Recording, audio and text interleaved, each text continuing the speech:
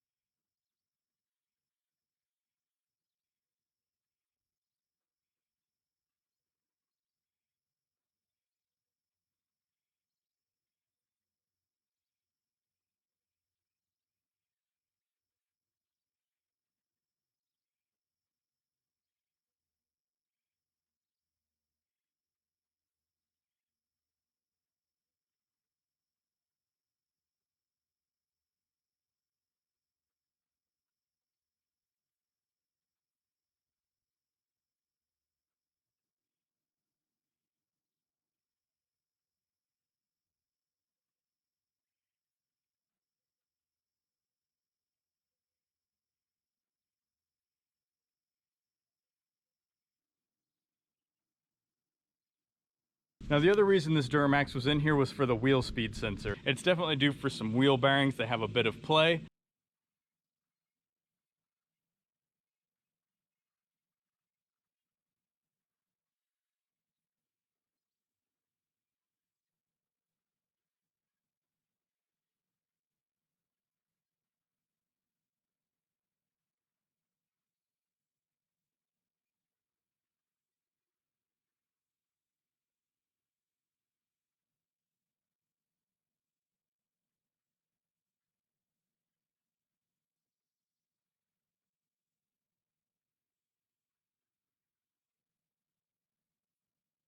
Now this left front wheel speed sensor has definitely shredded itself at the end.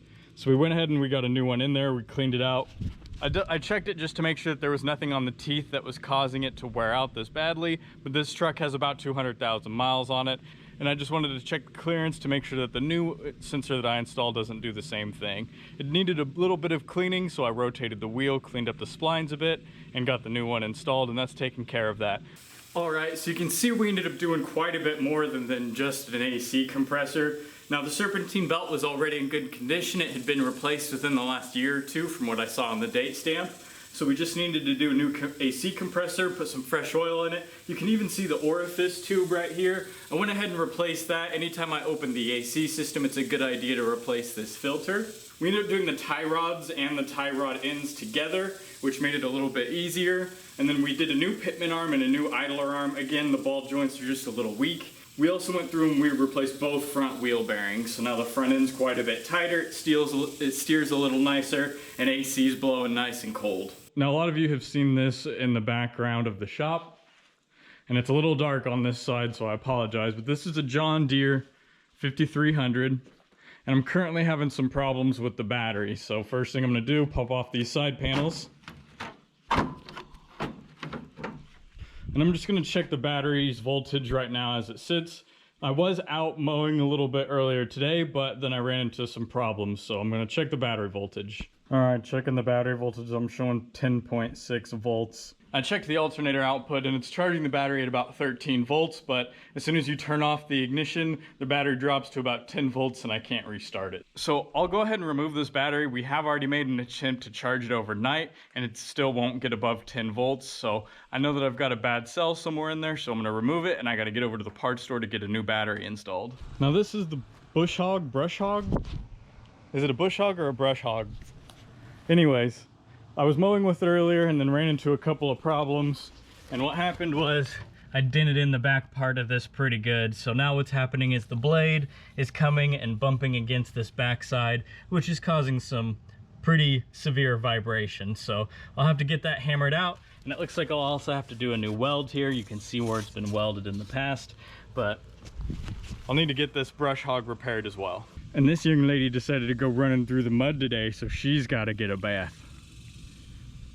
I bet that was fun, huh? This video is a little bit of everything, showing a little bit more work, what I'm doing on a day-to-day basis. All right, battery for the John Deere is out, getting ready to go into the Yukon, but a lot of people have been asking. I do still have the SLK. No, I haven't sold it yet. Most of the people that are interested in buying it are in areas where there's emissions requirements, and this won't pass emissions because I need to replace those left and right catalytic converters. I've gotten quotes for $3 grand to do that exhaust, and it just isn't super high on my priority list to fix it. So in the meantime, I have been driving it. I've been enjoying it on these dirt roads. You can see it's got a little bit of dirt and mud on it. It's been a lot of fun to run around in the meantime, but there are plans for this car in the future, whether that's just fixing the car and then selling it, or going another direction that I've been thinking about for a while for some content. We'll see what happens, but there's definitely going to be some more work to do on this SLK. All right, so this 2003 Chevy Duramax is ready to go. AC's blowing nice and cold. The front end steering's a little tighter. We don't have any vibration from the wheel bearings anymore. Now, I was able to get the ABS light to turn off on this vehicle. What it had to see was it had to see a speed of around 20 miles an hour, and once the system saw that there were no more faults, it turned the light off on its own. So that's nice that that took care of the ABS light, so now the dash is nice and clean. We don't have any more messages, and the owner of this vehicle brings me quite a bit of work, so I'm sure I'll be doing some more work on this truck in the future. I want to say thank you all for watching. I really do appreciate it, and I'll see you in the next one.